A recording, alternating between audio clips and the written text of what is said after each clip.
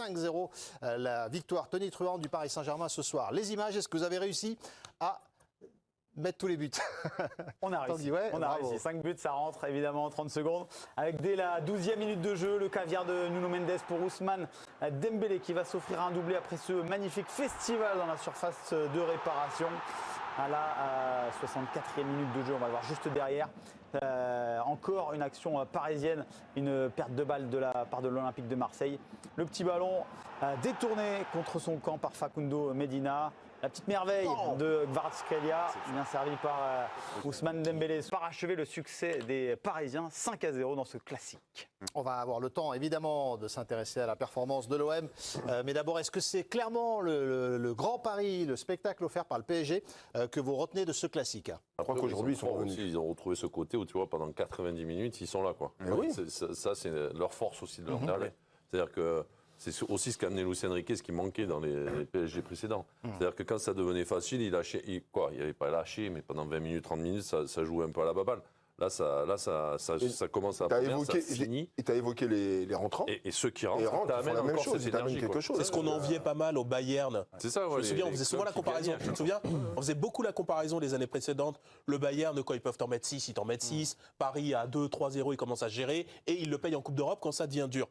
Évidemment, sous Luis Enrique, tu n'as plus ça. Mais là, par rapport aux premiers mois de compétition, ces séquences-là, tu ne les voyais que sur 15-20 minutes maximum. Tu vois, parfois, ils faisaient des grosses entames et ils n'arrivaient pas à finir. Ou l'inverse. Cette saison. Voilà, cette saison. Alors que l'année dernière, ils avaient commencé à le faire. Exactement. Espèce de rouleau sur tout le match. Je me rappelle du match de Brest, le retour. Pardon, le barrage retour. Ouais, mais la folie. Éric Roy me racontait, tu dis à 3-0, 4-0, bon, ils vont nous lâcher la grappe un peu.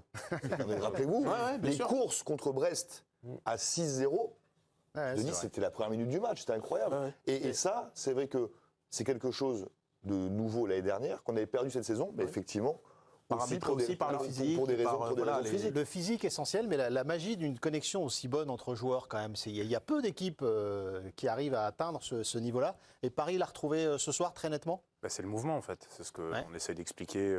Non mais le Nantes de la grande époque, on a l'impression qu'on est dans cette veine-là. Quand tu es bien physiquement, c'est-à-dire que le jeu de Luis Enrique, c'est du jeu en mouvement. On l'a vu avec Mayoulou qui décroche, quand tu décroches, quelqu'un prend la place. En fait, c'est qu'un jeu de...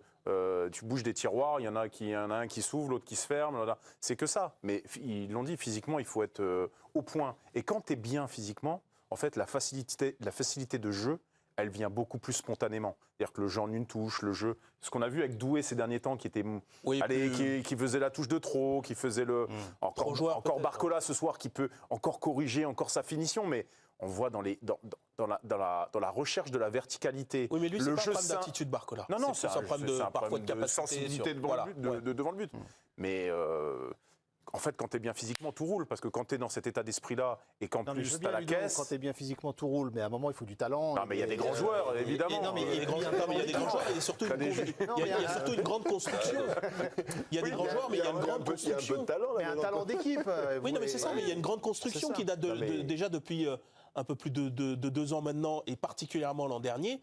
Ce truc-là qu'ils ont atteint sur toute la deuxième partie de saison dernière, évidemment qu'ils ne l'avaient pas perdu. Mais effectivement, si tu n'as pas les jambes, tu peux pas l'exprimer. Mais moi, je pense qu'aujourd'hui, en l'état, ce pari-là, s'il arrive à dupliquer ça comme il l'a fait l'an dernier, c'est une équipe qui, en Europe, n'a pas d'équivalent pour moi. Tu as l'impression qu'ils ont enclenché, là. Exactement. Ils ont enclenché, maintenant, jusqu'à la fin de saison, ils vont rester sur ce rythme. Là, t'as l'adversaire, t'as peur. Je ne vois pas de trou arriver, quoi. Mais t'as pas la sensation sur ce match-là? Moi, je trouve que sur les derniers matchs, il manquait un peu de jeu vertical. C'était beaucoup à plat, où en fait, j'avais la sensation qu'ils avaient besoin de se rassurer sur l'aspect technique, de retrouver les connexions entre les uns et les autres.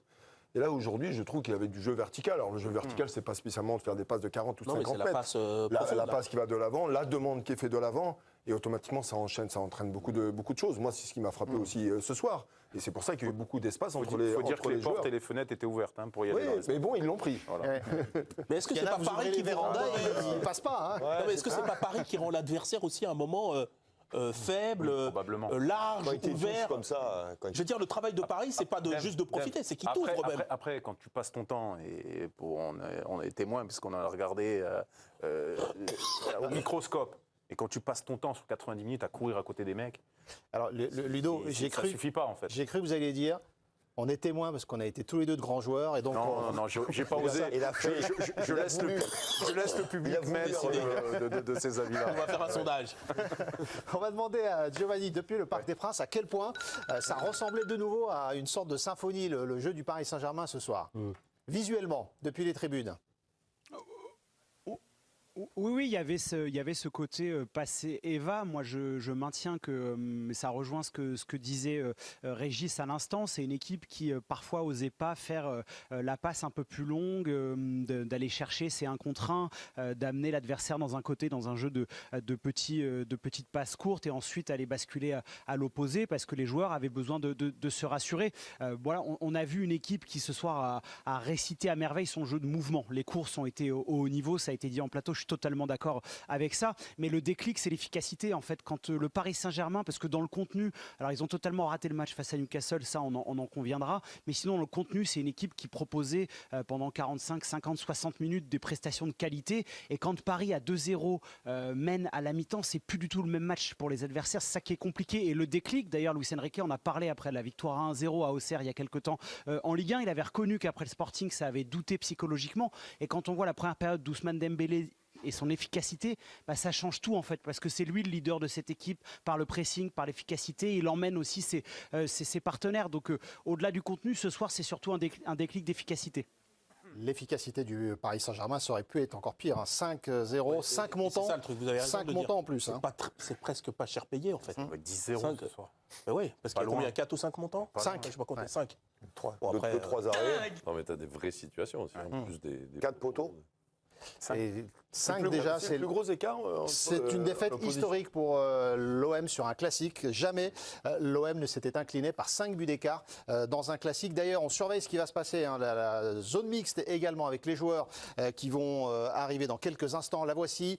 Nos envoyés spéciaux sont en place. Et puis Giovanni est donc en salle de presse pour la conférence de presse des entraîneurs. Et on a hâte d'entendre Roberto De Zerbi, notamment l'entraîneur de l'Olympique de Marseille. Le capitaine Balerdi, alors pour le coup, il se défile jamais. Et il s'est exprimé à la fin de la rencontre, Tanguy. Ouais, effectivement, au micro de Ligue 1+. On ne peut pas accepter ça. On ne vient pas ici pour faire ça au Parc des Princes.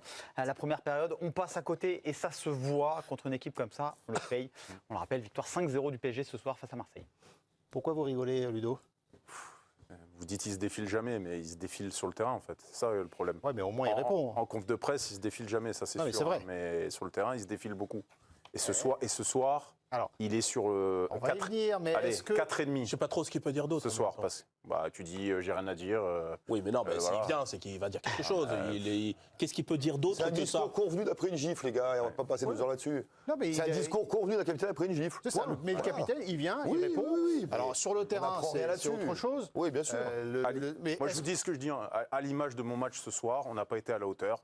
Point barre, circuler, rien à voir. Ah, tu peux la prendre un peu pour toi. Voilà. Ouais.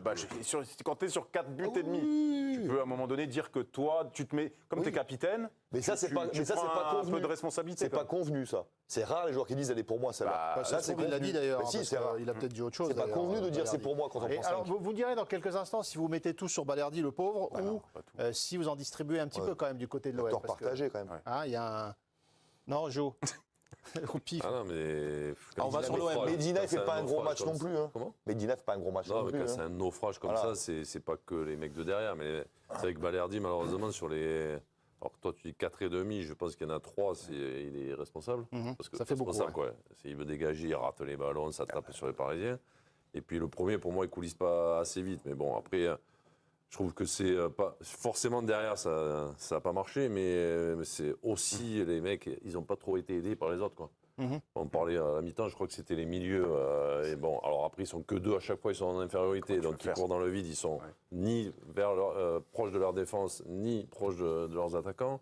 Les attaquants n'ont pas trop aidé, donc oui, ça a été un naufrage Alors, défensif. mais quand vous êtes défenseur, vous voyez arriver Oui, c'est les ça. vagues là, parce que ça arrête pas, ça plonge dans le dos. Est-ce que ça décroche, ça libère des zones? Vous maîtrisez la zone ou vous maîtrisez le joueur? Vous maîtrisez la situation de jeu, vous maîtrisez le ballon? En fait, quand vous êtes défenseur, en fait, à un moment, vous savez plus. Vous êtes Et perdu. comme vous savez plus, vous êtes perdu et vous faites automatiquement des erreurs individuelles, alors qui sont peut-être grossières, parfois sur l'aspect défensif, dans le 1 contre 1 ou sur le placement. Mais quand vous arrivez, Donc, ça croise de partout, ça court de partout, ça décroche. Je sors pas. Donc, c'est pas si simple. C'est pas si donc simple. Balerdi nous dit en gros, première mi-temps, inacceptable. C'est ce qu'il nous dit. On n'y arrivait pas, c'était trop dur.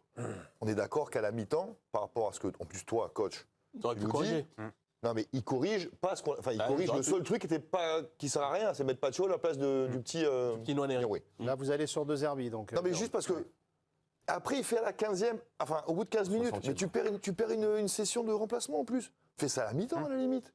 Même tes joueurs, là d'ailleurs Balerdi te dira après le match, à la mi-temps on n'en pouvait plus. Mais ce qu'on a tous vu, enfin modestement ce qu'on a tous vu à la mi-temps, Ouais. pourquoi tu fais mi-temps et 60e? Fais ton truc à la mi-temps, non? Surtout Tu que perds- Balardi met l'accent sur la première, c'est pas que la première. Ah oui, parce que si. Deux mi-temps, quoi. Non, mais tout- J'ai l'impression qu'il n'y a que la première qui a été manquée Non, quand mais- il en. parce que les 15 Non, non, premières- La deuxième, on était mieux. Les 15 mais il y a premières une où pire limite. il garde le système.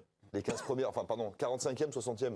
Le seul miracle qu'il y a, c'est qu'il n'y a pas 4-0 à ce moment-là déjà. Hein. Oui, c'est ça, parce qu'il y a déjà encore poteau. Non, mais c'est la facilité aussi. Comment Paris arrivait dans la surface de réparation de Marseille. Ouais. C'est-à-dire que tu es sans problème. Je crois qu'il y a une stat qui est sortie à la 68e. Je crois que dans les 15 dernières minutes, ils sont arrivés 18 fois dans la surface, Paris. C'est énorme. Ouais. bien sûr. 5-0, il est pas mal. Ils arrivaient dans la surface, les mecs reculaient, ils savaient plus Les s'ils gars devaient y aller. défendent les mains dans le dos et que je te tends les jambes. Ouais, mais le fait d'arriver jusqu'à la surface, Oui, c'est ça, mais ils sont parce dans la surface 18 fois en 15 Mais parce que le coup des deux milieux qui Incroyable. sont avalés par 3, voire 4, parce qu'en plus Paris ça bouge très très bien, mais déjà tu avais eu un avant-goût déjà contre Liverpool. Contre Liverpool, Højbjerg, Kondogbia, il s'était fait démolir par les 3 milieux plus Wirtz qui venaient, c'est-à-dire qu'ils étaient à 2 contre 4. Tu manges, en plus pas contre un très grand Liverpool, pas un Liverpool qui est au niveau de Paris. Contre Paris, qui a allez, Tu manges le meilleur milieu ou un des deux Tu milieux. manges à Bruges aussi, au milieu. En plus, tu manges à Bruges. Voilà. Mais c'est-à-dire, qu'est-ce que tu espères avec tes deux milieux, en fait? Tu vas te faire massacrer. Et effectivement, derrière, ça arrive par vague. Et derrière, fait, t'as pas Sergio Ramos, Varane. Hein, tu vois. En fait, ce système à 5 avec 2, 6 et 3 attaquants, en fait, si les 3 de devant ne donnent pas un coup de main dans le cœur du jeu, c'est s'ils mort. restent pratiquement toujours écartés ou très larges, C'est mort. en fait, pour les équipes adverses, c'est facile de trouver de la place au milieu. Et à partir du moment où il y a du mouvement, chose que Paris fait très très bien, c'est difficile parce que les 3 de devant, dans leur remplacement, ils sont vite dépassés par la passe. Et à partir du moment où ils étaient dépassés par la passe, vous ne faites pas l'effort de revenir un petit peu pour raccourcir un peu les distances. Bon, après, il y a trop de choses qui arrivent, c'est trop compliqué. On a hâte d'entendre les explications de Roberto De Zerbi, l'entraîneur de l'Olympique de Marseille. Toujours pas de conférence de presse des entraîneurs. Giovanni surveille ça pour nous. C'est quand même un truc. Oui, Pardon. Dave. Parce qu'il faut quand même pointer ça. Et je le dis d'autant plus que moi, à la base, Roberto De Zerbi, moi, je suis plutôt client. C'est-à-dire que quand il signe à Marseille, je me dis, waouh, ils ont pris une pointure européenne. Évidemment, c'est pas Guardiola, c'est pas Klopp, c'est pas machin, mais c'est quelqu'un dont tu peux imaginer que des gros clubs s'intéressent à lui. Moi, ce qui me frappe, et en plus particulièrement, je trouve, cette année, c'est que tu as l'impression que tu n'as pas de niveau plancher. C'est-à-dire que quand son équipe est dépassée, mais elle est dépassée, mais dans des proportions... Tu comprends ce que je veux dire? Tu peux être dominé, tu peux être un peu surclassé par Liverpool, c'est possible. Peut-être même, tu peux être un tout petit peu surclassé un mauvais soir par Bruges. Tu peux pas t'effondrer dans ces proportions. Tu peux pas t'effondrer dans ces proportions ce soir. Ça fait plusieurs matchs où quand il s'effondre, mais tu as l'impression que, tu sais, il n'y a pas de plancher, quoi. C'est toboggan. On s'enfonce. Et ça veut dire que le coach, malgré tout, il a une responsabilité dans les sécurités de l'équipe, dans la façon qu'il a de lui donner une compacité, une sécurité Garder un niveau moyen. aussi. Que le bas soit pas très bas. Et c'est pour ça, est-ce que c'est le classique de la honte pour l'OM ce soir? Ah, honte. Tu prends une Manita Ouais, elle est rouge, là, qui est hein. bien payé. et qui est bien payée. Oui, c'est ça, parce qu'en plus, c'est pas 5 buts sur 6 tirs. Ah, mais C'est 5 buts sur un déluge d'occasion. On va se mettre dans la peau d'un supporter marseillais. Ce soir, tu te sens trahi.